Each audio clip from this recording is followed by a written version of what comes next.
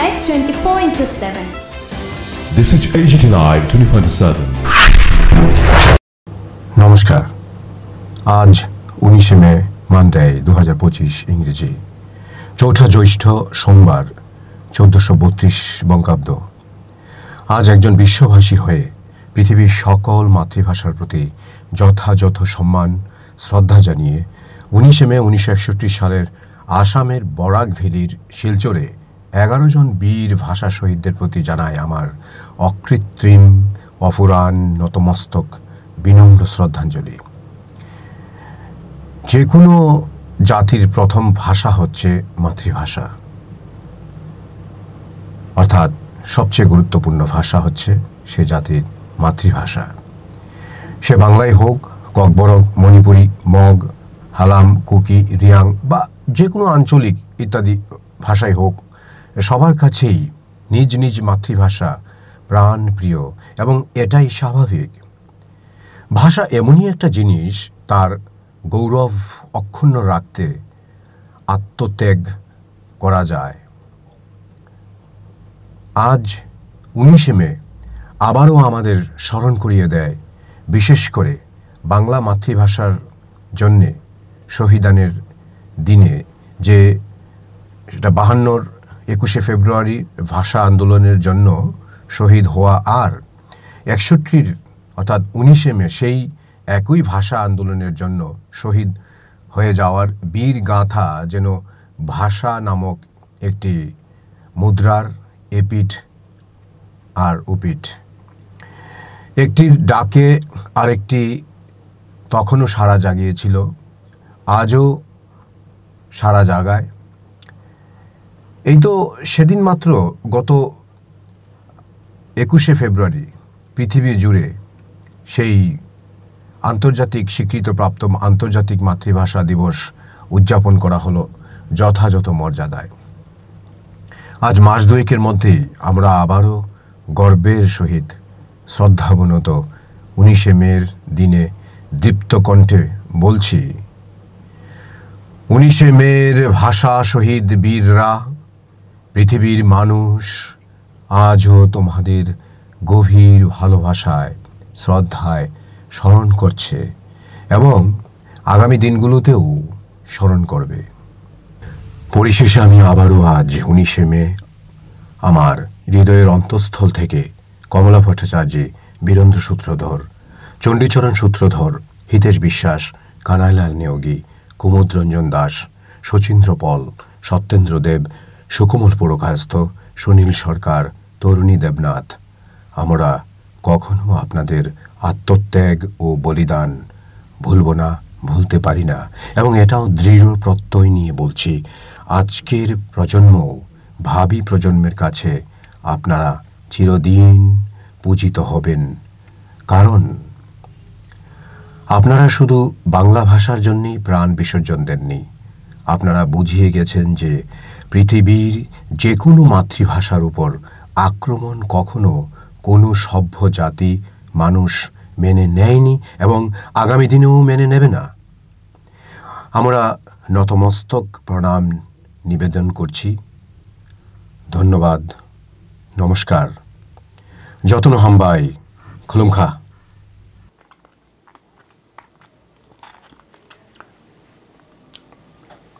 1961-র দিকে শিলচরেও এভাবে, মানে আসামে অন্তত কাছাড় অঞ্চলে, বরাক ভ্যালি অঞ্চলে মাতৃভাষার জন্য আন্দোলন করে এবং 10 জনের প্রাণ যায়। এর মধ্যে একজন মহিলাও ছিলেন, একজন ত্রিপুরার লোকও ছিলেন। সেটা তেমনভাবে প্রচার হয়নি। আর এখানে ত্রিপুরা রাজ্যে আর 1978 সালে বামফ্রন্ট সরকার আসে। এর 2-1 বছরের মধ্যেই প্রথমে আমরা মাতৃভাষা দিবস করতে চেষ্টা করলাম। মূল উদ্যোগ ছিল কবি অনিল সরকারের, কিন্তু 2-1 বছর যেতেই দেখা গেল যে আমাদের যারা জনজাতি আছে তাদের অনেকের মনে ধারণা এলো যে এটা তো বাংলা ভাষার দিবস, আমাদের তো কিছু নয়। তখনই এটাকে অনিলবাবু বললেন যে না, আমরা এটাকে মাতৃভাষা দিবস হিসাবে পালন করব, বাংলা ভাষা দিবস হিসাবে নয়। এদিকে বোধহয় আমেরিকায় বসবাসকারী কিছু বাঙালি ইউনেস্কোর কাছে দাবি করেছিল যে 21শে ফেব্রুয়ারি দিনটাকে আন্তর্জাতিক হিসাবে পালন করা হোক। তখন তারা বলল যে তো এটা এইভাবে বললে তো হবে না, এটা কোনো একটা সরকার, দেশের সরকার বললে আমরা এটা দেখব। তখন সব মিলে টিলে গিয়ে একসময় হলো ইউনেস্কো ঠিক করলো যে হ্যাঁ, সারা পৃথিবীতে বহু ভাষাভাষী আছে, অসংখ্য ভাষা আছে, প্রধান প্রধান কিছু ভাষা নানা ঐতিহাসিক কারণে পৃথিবী দাপিয়ে বেড়ায়, কিন্তু তা সত্ত্বেও দিনের শেষে যখন আমি আমার বাড়িতে ফিরি, আমি আমার মার সঙ্গে তো আমার মাতৃভাষাতেই কথা বলি। আমরা যদি আমাদের মাতৃভাষা নিয়ে চর্চা না করি তো একসময় আমাদের মাতৃভাষাটাই ফুরিয়ে যাবে। এবং এটা ঐতিহাসিক সত্য যে হ্যাঁ, সময় একদম আসতেই পারে যখন অনেক মাতৃভাষা, অনেক ভাষা কমছে, হারিয়ে যাচ্ছে। তবুও মানুষ যত চেষ্টা করে, তখন ঠিক করা হলো যে এটাকে আমরা আন্তর্জাতিক মাতৃভাষা দিবস হিসাবে পালন করব। এটা ইউনেস্কোর স্বীকৃতি পেল এবং এখন সারা পৃথিবীতে এই দিবসটাকে পালন করা হয় আন্তর্জাতিক মাতৃভাষা দিবস হিসাবে।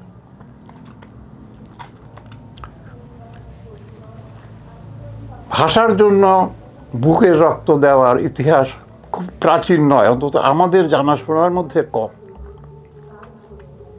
ফলে এই যে ঢাকায় শহীদ হলো, এটাকে একটা সুনির্দিষ্ট মর্যাদা দিয়ে আমরা এর মধ্যে কিন্তু ওই যে শিলচরের ঘটনা, সেটাকেও এটার মধ্যে মনে করি। আমরা যখন আলোচনা করি, আমরা শিলচরের কথাও আলোচনা করি, সেইখানে এখন কি অবস্থায় আছে। আর ভাষাটা উপরে আরেকটা গুরুত্ব আছে, তুমি যখন আমার ভাষাকে কোনো মান্যতা দাও না, কালে কালে তুমি আমাকেই অস্বীকার করতে শুরু করো, আমি দ্বিতীয় শ্রেণীর নাগরিক হয়ে যাই। তো এখন আমি যতটুকু জানি, পৃথিবীর বহু দেশে ছোট ছোট ভাষা গোষ্ঠীর লোকেরা এই দিনটাকে আন্তর্জাতিক মাতৃভাষা দিবস হিসেবে স্মরণ করে। তারা এটাকে তাদের মাতৃভাষার যেন টিকে থাকে, বেঁচে থাকে, তাতে যেন আরও ভালো লেখালেখি হয় তার চেষ্টা করে। এটার আরেকটা কারণ হচ্ছে, আমরা যত অগ্রসর হচ্ছি প্রায়োগিক দিক থেকে, ফ্রম টেকনিক্যাল, আজকে তো আমরা আর্টিফিশিয়াল ইন্টেলিজেন্সের জগতে চলে এসেছি। এবং তোমরা জানো যে আর্টিফিশিয়াল ইন্টেলিজেন্স দিয়ে অনেক কিছু করে ফেলা যায়, প্রায় মানুষের মতো কাজ সে করতে পারে। সবটাই যদি আর্টিফিশিয়াল হয়ে যায়, মানুষের যে নিজস্বতা, তার যে বুদ্ধি, চিন্তা, ভাবনা, এটাকে যদি কম্পিউটারই ওভারটেক করে নেয়, তাহলে আমরা তো আর কিছু থাকলাম না। এই কারণে ভাষা শিক্ষার প্রতি গুরুত্ব দেওয়ার চেষ্টা করা হচ্ছে। স্কুলে, কলেজে ভাষা একটা স্তর পর্যন্ত আবশ্যিকভাবে শেখানো হয়। আমি বাঙালি, বাংলা ভাষায় কথা বলি। আমি এখন প্রায়ই দেখি যে আমাদের ছোট ছোট ছেলে মেয়েরা যারা স্কুলে পড়ে তারা ইংরেজি পড়ে এবং দ্বিতীয় ভাষা হিসাবে তারা বাংলা না নিয়ে হিন্দি নেয়। এর কারণটা হচ্ছে হিন্দিতে তার মার্কেটেবিলিটিটা বাড়ে, কিন্তু এই যে সে নিজের মাতৃভাষা বাংলাটা জানলো না, এটাতে তার উৎকর্ষে কিন্তু দাগ ফেলবে। আমাদের যে কোনোভাবেই বুঝতে হবে যে নিজের মাতৃভাষা আমাকে পড়তে হবে, কারণ আমাদের ছোটোবেলায় আমরা র্যাপিড রিডার বলে একটা এক্সট্রা বই থাকতো, ছোটদের মহাভারত, ছোটদের রামায়ণ। প্রতুল মুখোপাধ্যায় কয়েকদিন আগে তিনি প্রয়াত হয়েছেন, কিন্তু রেখে গেছেন এক অমর কবিতা আমাদের কাছে। আমরা যেন তার এই কয়েক লাইনের কবিতাকে ভুলে না যাই। এই কবিতাটি 21শে ফেব্রুয়ারির দিনে কিংবা ভাষা দিবসের যে কোনো অনুষ্ঠানে আবৃত্তি করা উচিত, গান করা উচিত, মন্ত্রের মতো তাকে উচ্চারণ করা উচিত। ভারতবর্ষের স্বাধীনতা সংগ্রামে বন্দে মাতরম মন্ত্র, ঋষি বঙ্কিমের বন্দে মাতরম মন্ত্র যে শক্তি এবং সাহস সঞ্চার করেছিল বিপ্লবীদের কাছে, অস্ত্রহীন বিপ্লবীরা বন্দে মাতরম বলে ইংরেজের অস্ত্রের বিরুদ্ধে, বন্দুকের বিরুদ্ধে গিয়ে দাঁড়িয়েছিল। আজকে প্রতুল মুখার্জির এই গান, আমি বাংলায় গান গাই, আমি বাংলার গান গাই, আমি এই বাংলায় আমার আমিকে চিরদিন খুঁজে পাই, একটা সঞ্জীবনী মন্ত্র বাঙালির কাছে, বাংলা ভাষাভাষীর কাছে এবং মাতৃভাষা প্রেমিকদের কাছে। আমি বাংলায় গান গাই, মানে গানই আমার সর্বস্ব এবং তার ভাষা বাংলা। আমি বাংলার গান গাই, আমি জন্মেছি যে বাংলার মাটিতে, সেই বাংলার মাটির উদ্দেশ্যে আমি গান করি, তার বন্দনা করি। আমি এই বাংলায় আমার আমিকে আমি চিরদিন খুঁজে পাই এবং এই বাংলাতেই আমি আমার যে আমিত্ব, আমার যে ব্যক্তিত্ব, আমার যে পরিচয়, সেই সার্বিক পরিচয়কে আমি এই বাংলার মাটিতে খুঁজে পাই। এবং এটাকেই আর এক পা এগিয়ে গিয়ে জীবনানন্দ বলেছেন, আবার আসিব ফিরে ধান সিঁড়িটির তীরে এই বাংলায়। হয়তোবা মানুষ নয়, হয়তোবা শঙ্খচিল শালিকের বেশে, হয়তোবা ভোরের কাক হয়ে আবার আসিব ফিরে এই বাংলায়, ধান সিঁড়িটির তীরে এই বাংলায়। মানে যে কোনো অবস্থায় আমি আবার এই বাংলাদেশের মাটিতেই ফিরে আসতে চাই। এই বাংলাদেশের মাটি আমার স্বর্গ, এই বাংলাদেশের মাটি আমার পবিত্র স্থান, আমি এখানেই আবার ফিরে আসতে চাই।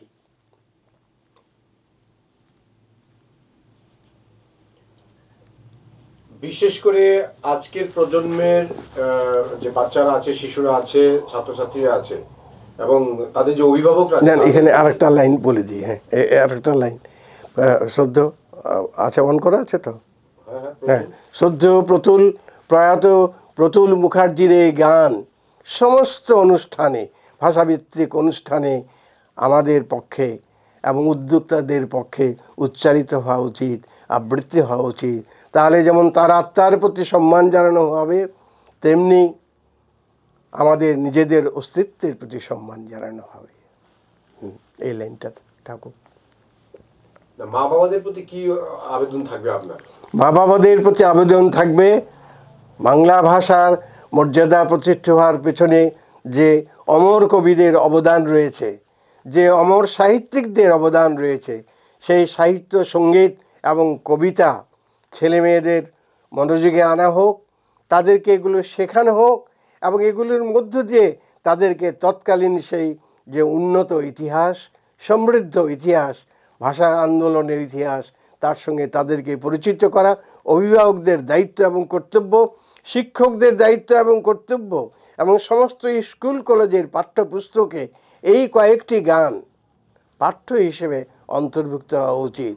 এবং এইগুলো এমনই গান, এই গানগুলো উচ্চারণের ভিতর যে মানুষের যে অন্তরাত্মা জাগ্রত হয়, প্রকৃত মনুষ্যত্ববোধ জাগ্রত হয়, এই মনুষ্যত্ববোধ জাগ্রত করবার দায়িত্ব অভিভাবকদের উপর, শিক্ষকদের উপর, শিক্ষাবিদদের উপর। এই আশা ব্যক্ত আমরা এখানে করছি। আচ্ছা, 21শে ফেব্রুয়ারি আন্তর্জাতিক মাতৃভাষা দিবস আর 19শে মে এটাও একটা ভাষা শহীদ দিবস। দুটার মধ্যে যে মিলটা, এই মিলের গুরুত্বটা আপনি কিভাবে দেখছেন? খুব সুন্দর একটি প্রশ্ন করেছেন। এখানে আরও একটি কথা উজ্জ্বল থেকে যাচ্ছে, সেটি হচ্ছে আমার শুরুতেই বলা উচিত ছিল, 21শে ফেব্রুয়ারি সঙ্গে পাশাপাশি 19শে মের যে ব্যাপারটা আসছে, এটা এখনই বলবো। তার আগে একটু বলি, পুরুলিয়া, এটা আমরা বলবো সিংভূম এবং মানভূম, যেটা বিহারের সঙ্গে যুক্ত করে দেওয়া হয়েছিল মানে বঙ্গ ব্যবচ্ছেদের, তো সেটা 1905 তো করা যায়নি, বাংলাকে ভাগ করা যায়নি, কিন্তু আমরা নিজেরা করে নিলাম। যেটা শত্রুপক্ষ করতে পারলো না, আমরা মিত্রপক্ষই করে নিলাম, ভাই ভাইয়ে করে নিলাম। তো ওই সময় বিহারের সঙ্গে যুক্ত করে দেওয়া হলো সিংভূম মানভূম, যেটা পুরুলিয়ার একটা অংশ বিশেষ। যাকে এটা তারপর একটা আন্দোলন, সেটা 50 বছর, মানে 19শে মের অনেক আগে থেকে বলা যায়, মানে 1952-এর সমসাময়িক বা তার আগে পিছিয়ে হতে পারে। তো এই যে আন্দোলনটা শুরু হয়েছিল, পরবর্তীকালে দেখলাম সেটিও প্রায় 50 বছর সংগ্রাম করে, তাদের রক্তপাত ঘটেনি অবশ্য। সেটি শেষ পর্যন্ত লং মাস্টার্স হয়েছে একেবারে কলকাতা পর্যন্ত, সেই বিহার থেকে। সেটি শেষ পর্যন্ত আমরা দেখলাম সিংভূম মানভূম অঞ্চলটাকে শেষ পর্যন্ত আলাদা করে নিয়ে পুরুলিয়া জেলা গঠিত হলো। অর্থাৎ এটাও একটা ভাষা আন্দোলনের ফলশ্রুতি। এই কথাগুলো আমাদের প্রাসঙ্গিকভাবে চলে আসার কথা আমরা এই জন্য বলে থাকি। এবার আপনার ওই 19শে মের প্রসঙ্গে চলে এলাম। এটা বলতে কোনো সংকোচ নেই যে বাঙালি জাতিকে কিন্তু মাতৃভাষা সম্পর্কে অ্যালার্ট করার ক্ষেত্রে, উদ্বুদ্ধ করার ক্ষেত্রে 1952 খ্রিস্টাব্দের ভাষা আন্দোলন, অর্থাৎ পূর্ব বাংলার ভাষা আন্দোলনের একটা প্রভাব রয়েছে। আমরা এখানেও দেখলাম 19শে মেতে এখানে আসাম, তখন তো ভারতেরই অঙ্গ, ওটা ঘটেছিল পাকিস্তানে। এবার মানে বিভক্ত ভারতের ব্যাপারটা একই জিনিস চলে এলো। আসলে আমাদের অনেক ভুলের মাসুল আমাদের গুনতে হয় বিদেশিদের শাসনকালে, কিছুটা নিজেদের দেশের শাসনের কোনো পর্যায়ে এসে। আসামে একটা সময়ে জাতীয় শিক্ষা, মানে আসামের বেশিরভাগ স্কুলে কিন্তু পাঠ্য ছিল বাংলা ভাষা, পঠন পাঠন সবই হতো বাংলা ভাষায়, মেজরিটি কারণ বাংলা ভাষায় চর্চা করতেন এবং বাংলা ভাষায় তাদের মনোভাব ব্যক্ত করতেন লিখিত পরিতভাবে। এরপর সিলেটকে আপনারা জানেন, এটা মানে আসামের সঙ্গে যুক্ত ছিল একটা সময়। মেঘালয়, নাগাল্যান্ড, মিজোরাম, এটা আসামের সঙ্গে যুক্ত ছিল। এগুলোকে যেমন আলাদা করা হলো, সিলেটকেও আলাদা করা হলো। এখানে একটা গণভোটের নামে, যেটা ভারতবর্ষের আর কোনো রাজ্যের ক্ষেত্রে এটা প্রযোজ্য হয়নি, গণভোটের নামে একটা ইলেকশনের মতো করা হলো, কারা কারা পূর্ব পাকিস্তানে যেতে চাও। সেখানে একটা গণভোট হলো, সেখানে যে যারা চা শ্রমিক, প্রায় 50,000 থেকেও বেশি চা শ্রমিকেরকে ভোট দিতে দেওয়া হলো না। যে কোনোভাবে হোক, এটাও একটা ছোটোখাটো কনস্পিরেসির মতোই হয়েছে, যার জন্য আমরা সিলেটকে হারিয়েছি। আজকে সিলেট বলে ত্রিপুরা আমাদের, আমরা বলি এটা মানে উত্তর পূর্বাঞ্চলের। সে যাই হোক, এটা হয়ে গেছে, এটা ঐতিহাসিকভাবে মেনে নিতেই হবে, রাষ্ট্রীয়ভাবে যে বিভাজন হয়ে যায় এটা মেনে নিতে হবে। সে যাই হোক, আসাম বিভক্ত হওয়ার পরও যে এবার বাঙালিরা তো কিছু কিছু চলে গেল, মানে বিভিন্ন রাজ্যের মধ্যে ভাগ হয়ে গেল। তারপরে বড় অংশ যেটা রইল, তাদেরও কিন্তু বিশেষ করে বরাক নদীর উপত্যকা, যেটাকে আমরা শিলচর টিলচর কাছার টাছার মানে করিমগঞ্জ ধরে বিশাল অঞ্চলটা, সে সব বলে। এছাড়া গোয়ালপাড়া থেকে আরম্ভ করে কামরূপের কিছু অংশ, গোয়ালপাড়া, এটা প্রপার গুয়াহাটির কাছাকাছি জায়গা, এখানে সকলেই বাংলাভাষী। সেখানে তখন গোপীনাথ বরদলৈ মুখ্যমন্ত্রী, তিনি বললেন যে না, অহমিয়া ফর অহমিয়া, মানে আসাম ফর আসাম। অহমিয়া কথাটা অনেক পরে এসছে, তখন আসামই বলা হতো। সে যাই হোক, কিন্তু গর্জে উঠল বাঙালিরা, বিশেষ করে বরাক উপত্যকায় বিশাল রকমের। আজকে আপনারা অন্তত 50-60টা বই পাবেন বরাক উপত্যকার ভাষা আন্দোলন নিয়ে আমার নিজেরও বই আছে 19শে মে নিয়ে, এবং 19-21 ও ধীরেন্দ্রনাথ দত্ত এই নামে আমার একটা বই আছে। সে যাই হোক, ওখানে অনেক বেশি বই আছে। বাংলাদেশে অনেকগুলো বই বেরিয়েছে যেখানে 19শে মে স্থান পেয়েছে। কলকাতাতে তো আছেই। তারপরে আপনার এই নিয়ে প্রচুর গান হয়ে গিয়েছে, নাটক হয়ে গিয়েছে, সিনেমাও হয়ে গিয়েছে। সে যাই হোক, সেখানে বলা হলো শুধু অহমীয়া ভাষাই হবে এখানে রাজ্যের মান্যতাপ্রাপ্ত ভাষা, যাকে রাজ্যিক ভাষা, স্বীকৃত ভাষা বলি। বাঙালিরা গর্জে উঠল। সেখানে সেটা পৃথিবীর ইতিহাসে আরেকটা নজিরবিহীন ঘটনা, যেটা 52কেও ছাড়িয়ে গেল। 52তে আমরা 5 জন শহীদের নাম পাচ্ছি। ধীরেন্দ্রনাথ দত্তকে ধরলে 6 জন হয়। যদিও ধীরেন্দ্রনাথ দত্ত সরাসরি ভাষা আন্দোলনের জন্য তার মৃত্যুবরণ হয়নি, বাংলাদেশের স্বাধীনতা আন্দোলনের জন্য তাকে তার পুত্র দিলীপকে সহ কুমিল্লার ক্যান্টনমেন্টে হত্যা করা হয়েছিল, কিন্তু তার প্রতি ভাষা আন্দোলনে যুক্ত থাকারও একটা অভিযোগ ছিল। তো সেই যাই হোক, কিন্তু যেটা দেখলাম সারা পৃথিবীর বুকে যেটা ঘটেনি, 21 জন অন স্পট, অর্থাৎ শিলচরে যখন এই বাংলা ভাষাকে অসমের, এখানেও একই কথা বলা হলো, অসম থাকুক, আসাম অহমীয়া ভাষা থাকুক, আমাদের আপত্তি নেই, কিন্তু বাংলা ভাষাকে অন্যতম রাজ্যের ভাষার মর্যাদা দিতে হবে।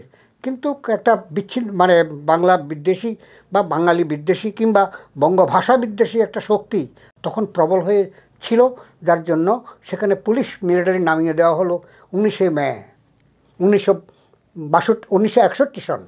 1961 সনের আপনার 19শে মে সেদিন খুব ভোরে সেখানে কমলা ভট্টাচার্য থেকে আরম্ভ করে দীনেশ, হিতেশ, সুকুমল ভট্টাচার্য বা বীরেন্দ্র সূত্রধর প্রমুখ এরকম 11 জন শহীদ অন স্পট গুলিবিদ্ধ হয়ে মারা গেলেন। অনশন মানে সত্যাগ্রহ, ট্রেন, তারা শিলচরের ট্রেনকে তারা রুখতে গিয়েছিলেন নিরস্ত্র অবস্থায় সত্যাগ্রহে আন্দোলনের মাধ্যমে। সেখানে কারোর হাতে কোনো অস্ত্র ছিল না। এই সময় কিন্তু ইন্ধন জুগিয়ে দেওয়া হলো। কে বা কারা, হয়তো পুলিশ বাহিনীরই কারোই হবে, কেউ হবে, একটা গাড়িতে আগুন ধরিয়ে দেওয়া হলো, বাস সঙ্গে সঙ্গে গুলি ফায়ারিং শুরু হয়ে গেল, এবং 11 শহীদ, একাদশ শহীদ, মানে পৃথিবীর ইতিহাসে আমরা দেখি নাই কোথাও, বাংলাদেশেও যেটা হয়নি, 11 জন শহীদ লুটিয়ে পড়ল।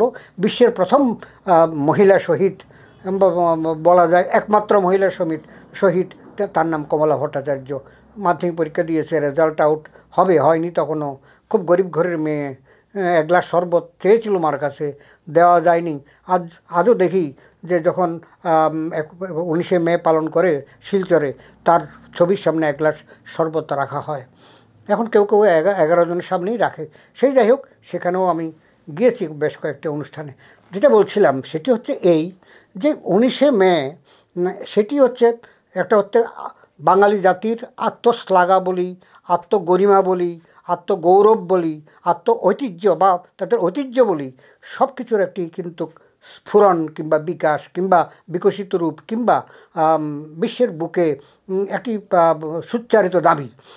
সেই দাবিটি মানা হয়নি বলেই তাদের শহীদ হতে হয়েছিল। আজও ইভেন আজকে পর্যন্ত আমি যখন কথা বলছি, শিলচর শহরে, শিলচর যে রেল স্টেশন, তাকে শহীদ রেল স্টেশনের নামকরণ করার যে দাবি দীর্ঘকাল হয়ে আসছে, সেটি সরকারিভাবে কিন্তু মান্যতা পায়নি। কিন্তু শিলচরের যে মিউনিসিপ্যালিটি, যেটা শিলচর পৌর নিগমও এখন আমরা বলতে পারি, তারা একটা সাইনবোর্ড লাগিয়ে দিয়েছে যে শিলচর শহীদ রেল স্টেশন। সেখানে একটা মুরাল হয়েছে, একটা বড়, মানে 11 শহীদের হাত দিয়ে একটা স্তম্ভের মতো হয়েছে। এগুলো দেখে এসেছি। ওইদিকে উদারবন্দে এই ধরনের একটি স্থাপনা হয়েছে। তো সেই যাই হোক, সেখানে আজকে অবশ্য এখানে বাংলাকে তারা মেনে নিতে হয়েছে, কিন্তু অনেক বিলম্বে।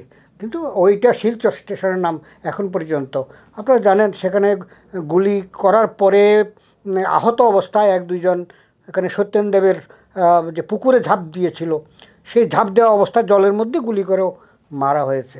বিভৎস তো ভারতে ঘটেছে।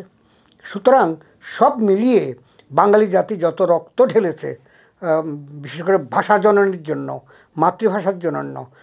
আসামে আজকে আমরা আসাম সাহিত্য সভার, আমি ত্রিপুরা শাখার অন্যতম দায়িত্বপ্রাপ্ত। সেখানে আমরা দেখি তারা যখন কোনো সম্মেলন করে, বড় সম্মেলন হয়, তারা ভাষা জননী একটা গান তারা করে। আসামের এটা একটা জাতীয় মানে অহমিয়াদের একটা জাতীয় সঙ্গীত হয়ে গিয়েছে প্রায়। ন্যাশনাল সং তো আছেই, সেটা তো আগেই গায়, তারপরে ভাষা জননীকে নিয়ে একটা গান তারা গায়, খুবই সবাই দাঁড়িয়েও যায়। অর্থাৎ কিনা তারা তাদেরও মানসিক অনেক পরিবর্তন ঘটেছে, শাসক বদলায়, সরকার বদলায়, দৃষ্টিভঙ্গি বদলায়। সে যাই হোক, আমরা ত্রিপুরাবাসী গর্ব করতে পারি যে ভারতবর্ষের অন্যান্য রাজ্য থেকে সর্বপ্রথম সম্ভবত ত্রিপুরাই 1993 খ্রিস্টাব্দে আমাদের এই আগরতলার বুকে তদানীন্তন সরকারের তত্ত্বাবধানে বা আমাদের সার্বিক প্রচেষ্টা, এখানকার যারা বুদ্ধিজীবী হিসাবে পরিচিত তাদের পৃষ্ঠপোষকতায় খুব সম্ভবত সর্বানন্দ মণ্ডল মহাশয়ও সেদিন উপস্থিত ছিলেন। এই যে পালনটা আমরা করি সেটা আজ পর্যন্ত অব্যাহত রয়েছে। অর্থাৎ কিনা আজকে বাংলাতে কী ঘটনা ঘটছে সেটা বড় কথা নয়। ইদানিং আপনারা সকলেই জানেন আমাদের বাংলাদেশ প্রতিবেশী, আমরা বলি তো প্রায় সময়ে যে বাংলা হাসলে আমরা হাসি, বাংলা কাঁদলে আমরা কাঁদি। বাংলা কাঁদছে বলেই মনে হচ্ছে আমরাও কাঁদছি। কারো কাছে এটা বিপ্লব, কারো কাছে এটা ভিন্ন ব্যাখ্যা। সেই বিষয়ে আমরা রাজনৈতিক তর্কে বিতর্কে যাব না। শুধু এটুকু বলেই বাংলাদেশ ভালো নেই এই মুহূর্তে। তো ভালো না থাকলেও যে শহীদের যে এখন একটা প্রশ্ন উঠতে পারে যে 52-এর সেই ভাষা আন্দোলনের যে থিম বা ভাষা আন্দোলনের যে স্পিরিট কিংবা সেই ভাব সেখানে কি কোথাও খণ্ডিত হয়েছে? মনে হয় না। যে হৃদয়ে হৃদয়ে রয়েছে এখন পর্যন্তই বহমান। হয়তো বা তাদের এখন সমস্যাটা অন্য ধরনের, কিন্তু তারা বাংলা ভাষাকে অস্বীকার তো করে না যেহেতু বাঙালি। বা আন্তর্জাতিক বাংলা ভাষা দিবস হয়তো পালিত হবে 21শে ফেব্রুয়ারি, পালিত হবে আশা করি, হবে, গত বছর তো হয়েছেই। তো সুতরাং আমরা একটা গর্বের দাবিদার এই ত্রিপুরা, যে সারা ভারতবর্ষের মধ্যে সর্বপ্রথম ত্রিপুরাই মাতৃভাষা এবং আন্তর্জাতিক ভাষা হিসেবে, বা তখনও সেভাবে স্প্রেড হয়নি, এই দিনটি আমরা পালন করছি। হয়তো 93 থেকেই আন্তর্জাতিক মাতৃভাষা দিবসের একটা স্ফুরণ আমরা সারা পৃথিবীতে দেখতে পাচ্ছি। প্রশ্নটা হচ্ছে এইরকম, পুরুলিয়ার কথা বললাম, সিংভূম মানভূমের আন্দোলনের কথা বললাম, 21শে ফেব্রুয়ারির কথা বললাম, আমাদের ত্রিপুরায় ধনঞ্জয় ত্রিপুরাকে নিয়েও এটা একটা যদিও বিতর্কিত, সেখানে ককবরক ভাষীরা দাবি করেন তিনি শহীদ হয়েছিলেন ককবরক ভাষার জন্য যে আন্দোলনটা ছিল রাজ্যিক অন্যতম ভাষা হিসাবে। তো সব মিলিয়ে টিলিয়ে আমরা ঠিকই আছে। আমাদের বাংলা ভাষা সম্প্রতি আপনারা জানেন এই বছরেই 2025-এ দ্রৌপদী ভাষার সম্মান পেয়েছে। অনেক লড়াই সংগ্রাম করতে হয়েছে। আমরা বাংলা একাডেমির পক্ষ থেকেও আন্দোলন করেছিলাম, ডেপুটেশন দিয়েছিলাম, দিল্লিতে চিঠি পাঠিয়েছিলাম। সে যাই হোক, পশ্চিমবঙ্গ থেকেও গিয়েছে। তো বাঙালিদের এই আরেকটি দাবি ভারত সরকারের কাছে ছিল, ভারতীয় হিসাবে আমাদের। তো সেখানে ভারত সরকার এই 3রা মার্চ গত 2024 3রা মার্চ বাংলা ভাষাকে ধ্রুপদী ভাষার মর্যাদা দিয়েছে। ধ্রুপদী ভাষা মানে হচ্ছে ক্লাসিক্যাল ল্যাঙ্গুয়েজের মর্যাদা দিয়েছে। ক্লাসিক্যাল ল্যাঙ্গুয়েজ একসময় আমরা উর্দুকে আর সংস্কৃত বা এই ধরনের আরবি এই ধরনের ভাষাকে বলতাম। এখন ক্লাসিক্যাল ল্যাঙ্গুয়েজের মর্যাদা পেয়েছে প্রায় 11টি ভাষা। সেখানে উড়িয়া আছে, অহমিয়া আছে, বাংলা আছে, মারাঠি আছে, গুজরাটি আছে, তামিলি ভাষা রয়েছে, বিভিন্ন ভাষা রয়েছে। তো ধ্রুপদী ভাষার সম্মান আমরা পেলাম, মানে কি একটা ক্লাসিক্যাল ল্যাঙ্গুয়েজের মর্যাদা পেলাম। এখন প্রশ্ন উঠতে পারে কি লাভ অনেকগুলো ক্রাইটেরিয়া লাগে ধ্রুপদী ভাষার মর্যাদা পেতে। আমাদের 2000 বা 1800 বছরের পুরনো প্রত্নতাত্ত্বিক নিদর্শন দেখাতে হয়েছে, চর্যাপদকে সামনে আনতে হয়েছে। বাংলা ভাষায় প্রথম গ্রন্থ 8ম শতাব্দীতে, কেউ বলছেন 10ম শতাব্দীতে, তাতেও যে ক্রাইটেরিয়া পূর্ণ হয়ে যায়। আমাদের শিশুনিয়া পাহাড় পশ্চিমবঙ্গের, সেখানে একটা প্রত্নলিপি পাওয়া গেছে। আমাদের অনেকগুলো জিনিস দেখাতে হয়েছে। দেখানোর ফলে পশ্চিমবঙ্গ থেকেও দেখানো হয়েছে, ত্রিপুরা থেকেও আমরা দেখিয়েছি। সব দেখানোর ফলে আপনার শেষ পর্যন্ত ভারত সরকার এই গত বছর একটু লেট হয়ে গেছে। আসলে আমাদের আন্দোলন ছিল, কিন্তু যে ডকুমেন্টগুলো তারা চাইছিলেন দিল্লিতে, সেখানে যে একটা কমিটি রয়েছে, তারা যে চাইছিলেন সেটা পাঠাতে, গুছিয়ে গাছিয়ে পাঠাতে দেরি হয়েছে। তো সেই যাই হোক, এই চর্যাবতকে দিয়েই কিন্তু উড়িষ্যা আরও আগে 2014তেই তারা ধ্রুপদী ভাষার স্বীকৃতি পেয়ে গেছে, অথচ আমরা সেটাকে মানে এস্টাবলিশ করতে আমাদের একটু সময় লাগলো। তার সঙ্গে আরও কিছু প্রত্নতত্ত্ব দিয়ে আমরা চাইলাম এমন যে আমাদের ডিমান্ড যেন চাইলেই আমরা পেয়ে যাই, পাওয়ার জন্য যে সমস্ত ডকুমেন্ট লাগে কোনোটা কোথাও যাতে মানে স্ল্যাক না থাকে বা লেক না থাকে, শেষ পর্যন্ত আমরা পেলাম। কি তারপর কি আমরা আজকে একটা প্রশ্ন জেগেই থাকে। আমরা এত আন্দোলন করলাম, 52-এর ভাষা আন্দোলন করলাম, 19শে মেয়ের ভাষা আন্দোলন করলাম, 11 শহীদ হলো, এখানে 5-7 জন শহীদের নাম পাচ্ছি। আবার পুরুলিয়াতে কোনো রক্তপাত ঘটেনি, বললাম শান্তিপূর্ণ অহিংস আন্দোলন, সেখানে টুলিও লং মার্চ হয়েছে কলকাতা পর্যন্ত, বিধানচন্দ্র রায়ের কাছে ডেপুটেশন দিয়েছে, সব হয়েছে, গুলিগালাজ সেখানে হয়নি, শহীদ কেউ হয়নি, কিন্তু আন্দোলনটাকে তো গুরুত্ব দিতেই হবে। এত কিছু করলাম, এখন আমরা কোন পর্যায়ে আছি? আমাদের নাতিকে ইংরেজি মাধ্যম স্কুলে না পাঠাতে পারলে মনে কোনো তুষ্টি পাই না। নিজের একটি জেনারেশনকে, আমি বাংলার জন্য ফাইট করছি, গলা বাজাবো, 21 তারিখে বা 19 তারিখে আমরা আবার সোচ্চার হব, কিন্তু বাড়ির ছেলেটিকে পাঠিয়ে দেবো একটা ইংলিশ মিডিয়াম স্কুলে। এখন এটা ঠিক আন্তর্জাতিক স্তরীয় বা যে ভাব বিনিময়ের জন্য, কিংবা পাশ্চাত্যের জ্ঞান অর্জনের জন্য, কিংবা নিজের সন্ততিদের ফিউচার, তাদের যে কেরিয়ার গঠন করার জন্য রিসার্চ বইগুলো বেশিরভাগই ইংরেজিতে, এগুলো দরকার আছে। কিন্তু এইটা বলবো কেন, এরকম শুনি কেন যে আমার ছেলে বাংলা বলতে পারে না, গর্বের সঙ্গে আমার মেয়েটি বাংলা জানে না, সে ইংলিশ মিডিয়ামে পড়ে। যদিও একটা বাংলাটা বাধ্যতামূলক, গভর্নমেন্টকে বাধ্যতামূলক করতে হয়েছে, কারণ তারা পড়তে চায় না, বাধ্যতামূলক করতে হয়েছে। প্রাইভেট টিউটরিয়ে কোনো মতে সে পাসটা করে নেয়, অন্য সাবজেক্টগুলোতে ভালো রেজাল্ট করে, কিন্তু তারপর সে বাংলা বলে না। আমাদের অনেক পণ্ডিত ব্যক্তি, আমি নিজে জানা আছে, সে ভালো বাংলা জানে, কিন্তু সে বাংলা কথা বলবে না, ইংরেজিতে কথা বলবে। আপনারা যে কোনো টিভি চ্যানেলে যে কোনো জায়গাতে দেখবেন যে ইংরেজি মিশ্রিত ডায়লগ দিতে না পারলে নিজেকে প্রগতিশীল মনে করে না, প্রগ্রেসিভ মনে করে না, পণ্ডিত মনে করে না। আর কেউ যদি আধা বাংলা, আধা হিন্দি, আধা ইংরেজি বলে, যথেষ্ট তাকে স্মার্ট বলি, তার প্রশংসাও করি, শিক্ষিত লোক এরকম বলি। আমাদের ভাবটার মধ্যে একটা দৈন্যতা চলে এসছে, আমাদের চিন্তার ক্ষেত্রে একটা দৈন্যতা চলে এসছে। এটাকেই নীরশ্রী চৌধুরী লন্ডনে বসে বলেছিলেন আত্মঘাতী বাঙালি। এখন আমরা আত্মঘাতী বাঙালি কিনা, চতুর্দিকের যে পারিপার্শ্বিক কতগুলো জিনিস দেখছি, নিজেদের মধ্যে নিজেদের লড়াই, কখনো রাজনীতির নামে, কখনো অর্থনীতির নামে, কখনো সমাজনীতির নামে, কখনো ধর্মের নামে। আমরা যখন এগুলো রবি ঠাকুর বলেও ছিলেন, আবার নজরুলও বলেছিলেন যে আমাদের এই টিকি এবং দাড়ির লড়াইটা কবে থামবে।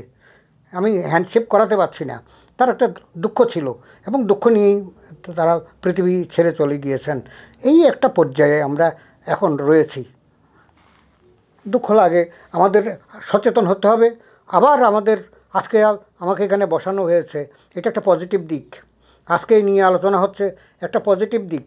এই নিয়ে আরও আলোচনা হবে, নানা চ্যানেলে কথা হবে, পত্রিকায় লেখা হবে, বা মানুষ আবার আত্মবিশ্লেষণ করবেন। আত্মবিশ্লেষণ করে দেখবেন যে আমরা কি, মানে যে আন্দোলনটা শুরু করেছিলাম, যে লড়াইটা রক্ত ঢেলে, এক বুক রক্ত ঢেলে যে আন্দোলনটা করেছিলাম, সেটা সাকসেসফুল হওয়ার পরে, সাফল্যমণ্ডিত হওয়ার পরে কেন আবার আমাদের মধ্যে কোথাও বিচ্যুতি দেখতে পাচ্ছি? কেন ভাই মিলতে পারছি না, কোলাকুলি করতে পারছি না, মাঝখান দিয়ে খেজুর কাটা কোথায় ঢুকে যাচ্ছে? এই একটা বিশ্লেষণ আজকে হবে। আজকের এখানেও আমাকে এজিটিভি, যে এজিটি লাইভ যে একটা নিউজ চ্যানেল এটা রয়েছে, কিংবা এখানে একটা টক শো হচ্ছে, কিংবা আমরা অনলাইনে এই আলোচনা আজকে অনেকে দেখবেন, অনেকে দেখছেন। তো সুতরাং এই পর্যায়ে এটাকে আমি পজিটিভ হিসাবে দেখব, যে আমাদের আত্মবিশ্লেষণ আমরা এখন এই দিনে করব। 19শে মে করব, 21শে ফেব্রুয়ারিতে করব, সিংমুং মানমুং দিবস ওই এপ্রিল মাসে হয়, ওই সময় করব, বা অন্য সময় সারা বছরে করতে থাকবো। এবং সবচেয়ে বড় কথা, নিজের মাকে ভালোবাসবো, তারপর আমি মাসিকে প্রণাম করতে যাব। আগে নিজের মাকে প্রণাম করে ঘর থেকে বেরোবো, তারপরে মাসি পিসি যারা আছেন তাদের প্রণাম করব। অর্থাৎ মাতৃভাষা ফার্স্ট, তারপরে আমার ভ্রাতৃভাষা, মাতৃভাষা, মাতৃসংস্কৃতি, তারপরে ভ্রাতৃভাষা, ভ্রাতৃসংস্কৃতি। এইভাবে যদি আমরা একটা মেলবন্ধন করে নিতে পারি, তাহলে আশা করি আমাদের নিজের মাও সুরক্ষিত থাকবেন, আমার মাসিও সুরক্ষিত থাকবেন। আজকে আপনারা জানেন যে ব্যবহারের অভাবে, প্রয়োগের অভাবে, লেখার অভাবে, সংরক্ষণের অভাবে পৃথিবী থেকে কয়েকশো ভাষা হারিয়ে গেছে। কিছু ভৌগোলিক কারণে হারায়, কিছু যেমন সুনামির সময় আন্দামান নিকোবর দ্বীপপুঞ্জে কিছু কিছু দ্বীপ নষ্ট হয়ে যাওয়ার, ডুবে যাওয়ার পরে, তলিয়ে যাওয়ার ফলে, মানুষ শুদ্ধ তলিয়ে যাওয়ার ফলে সেখানে কিছু ভাষা হারিয়ে গেছে। জারুয়া নামে একটা সংস্থা এখনও, মানে একটা গোষ্ঠী এখনও টিকে আছে। এছাড়াও আমাদের এই ত্রিপুরাতেই করবং সম্ভবত 20-22 জনের বেশি লোক কথা বলে না। সংরক্ষণ করতে না পারলে এটা থাকবে না। এইভাবে আমরা যদি নিজেদের ভাষা কখন বিপন্ন হয়, ভাষাভাষী লোক যখন থাকে না, অথবা সেই ভাষাকে যদি আমরা উপেক্ষা করি। এই দুটি কারণ মূলত। যদি চর্চা না করি, আমাদের চর্চায় না থাকে, আমরা যদি না লিখি। লোকসংস্কৃতি নিয়ে আজকে গবেষণা হচ্ছে বলেই টিকে আছে। এই গবেষকরাই, আমি বলবো, গ্রাম বাংলাতে গিয়ে দেখেছি এখন ঢেকি নেই, সেখানে কল চলে এসছে, তাঁত চলে গেছে, কুমারপাড়া নীরব হয়ে যাচ্ছে। লোকসংস্কৃতি, লোককৃষ্টি কিংবা লোকশিল্প অনেক কিছুই চলে যাচ্ছে। আবার অনেক কিছুকেই আজকে এখানে দেখা যাচ্ছে আলপনা গ্রাম করে আলপনাকে রক্ষা করতে হচ্ছে। এখানে গ্রামীণ হাট করে আগরতলার উপকণ্ঠে গ্রামীণ হাটের যে একটা স্বাদ, পিঠেপুলি উৎসব করতে হচ্ছে। সেদিন একটা অনুষ্ঠানে আমাকে নিয়ে গেল বিশেষ অতিথি হিসেবে, চিড়েমুড়ি উৎসব। চিড়েমুড়ি উৎসব প্রথম হলো। চিড়েমুড়ি আমাদের যে একটা লোকখাদ্য, লোকসংস্কৃতি নিয়ে সর্বানন্দ মণ্ডল বা এরা গবেষণা করেন, আমিও কিছু কিছু করি। তারা জানেন যে লোকবাদ্য, লোকখাদ্য, লোকপোশাক, লোকযন্ত্র, নানা বিষয় রয়েছে। তো এগুলো সবগুলো নিয়ে কিন্তু লোকগান, লোকছড়া, প্রবাদ প্রবচন, তো সব কিছু নিয়ে বিয়ের গান, ধামাইল গান কিংবা ট্রাইবেলদের নিজস্ব কতগুলো লোকরীতি রয়েছে, লোককথা রয়েছে, লোক আঙ্গিক রয়েছে, লোক নিষেধ রয়েছে, যাকে আমরা টোটেম বলি, লোকপ্রতীক রয়েছে। তো এই সার্বিকভাবে আমাদের গবেষকগণ, কিছু কিছু গবেষকগণ এগিয়ে আসছেন বলে, এবং আমরা এইভাবে চর্চা করছি বলে, এবং সেই সঙ্গে সঙ্গে এটাও গর্বের সঙ্গে বলতে হয়, এখনও কিন্তু আমাদের ভাষাকে যারা প্রধানত লালন পালন করে থাকেন গ্রামের মানুষ। গ্রামে 70% মানুষ থাকেন, 80% মানুষ থাকেন। তারাই মূলত বিশুদ্ধ আমাদের মাতৃভাষাকে, মাতৃ সংস্কৃতিকে, এখনও তাদের উঠানে সূর্য পূজা হয়, সূর্যদেবকে পিঠা দেওয়া হয়, এখনও বেলভাতার ব্রত হয়, সে ব্রতকথা পাঁচালী, সেখানেও বা পদ্মপুরাণ এখন আমাদের এখানে সরকারকেও করতে হচ্ছে, কারণ এর যাতে হারিয়ে না যায়। সেইভাবে মাতৃভাষাকেও আমাদের এই নিয়ে আরও গবেষণা করতে হবে, এবং ধীরে ধীরে একটা সময় আপনার চর্যা পদে টাল হতো, বা মানে অনেকগুলো মৈথিলি কিংবা অপভ্রংশ, মাগধী প্রাকৃত নানা ভাষা, অনেকটা সান্ধ্য ভাষা, অনেকটা আলো আধারী ভাষার মতো ছিল। সেই বাংলা আজকে ঝরঝরে বাংলা না, শুধু পৃথিবীর মিষ্টতম ভাষা সম্মান পেয়েছে। রাষ্ট্রসংঘ বলছে বিশ্বের অন্যতম মিষ্টতম ভাষা, মিষ্ট ভাষা প্রায় 5ম স্থানে আছে। কিছুদিন আগে, কয়েক বছর আগে 7ম স্থানে আছে বলে জানতাম। সারা পৃথিবীতে 30 কোটিরও বেশি মানুষ বাংলা ভাষায় কথা বলে। পৃথিবীতে আপনারা জানেন ইসরায়েলে 1 কোটি বেশি মানুষ নাই। 1 কোটির বেশি মানুষ নেই। বহু রাষ্ট্র আছে 2 কোটি, 1.5 কোটি, 1 কোটি, কয়েক লক্ষ লোক নিয়েও এরকম রাষ্ট্র আছে। সুতরাং সেই দিক থেকে 30 কোটি, 35 কোটি মানুষ যদি বাংলা ভাষায় কথা বলে, তাকে নিয়ে নেগেটিভ কিছু বলার উপায় নেই। তাকে নিয়ে আমাদের আশা করতে হবে। আমি আগারও যেটা বলছিলাম, ফিরে যাচ্ছি ওই গীতাঞ্জলির কথাতে।